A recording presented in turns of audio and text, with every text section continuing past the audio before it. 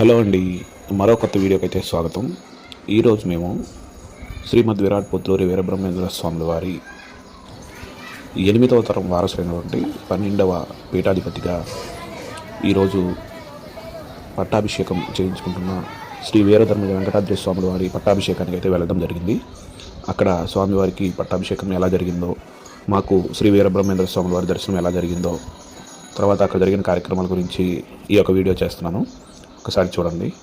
మనం తరం వారికి దొరికిన అరుదైన చిత్రంగా ఇది చూడవచ్చు. మనం స్వామివారి పట్టాభిషేకం.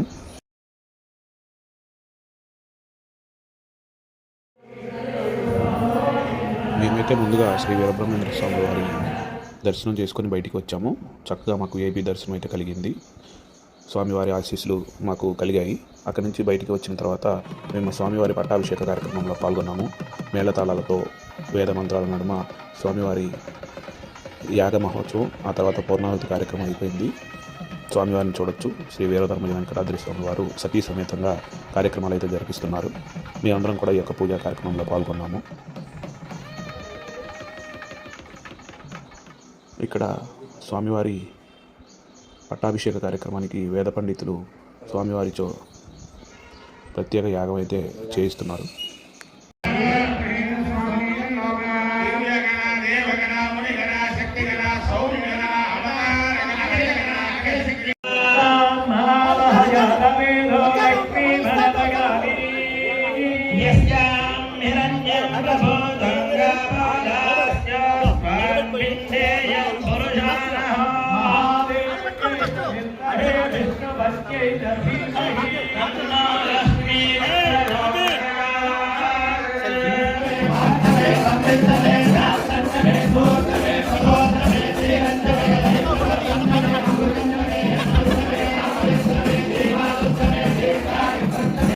స్వామివారి పట్టాభిషేకానికై ముస్తాబైన స్వామివారి సింహాసనాన్ని మనం చూడవచ్చు.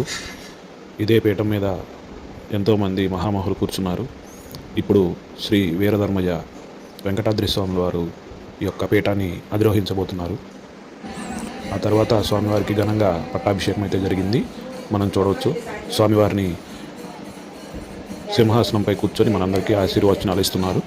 ఈ యొక్క కార్యక్రమంలో తెలంగాణ మాజీ స్పీకర్ మధుసూదనాచారి గారు, అలాగే విశ్వబ్రహ్మణ డైరెక్టర్స్ చైర్మన్ కమ్మరి పార్వతమ్మ గారు, తులసిరెడ్డి గారు, అలా చాలామంది ప్రముఖులు ఈ యొక్క కార్యక్రమంలో పాల్గొన్నారు. ఆ తదుపరి ప్రజలను ఉద్దేశించి స్వామివారు మాట్లాడటం జరిగింది.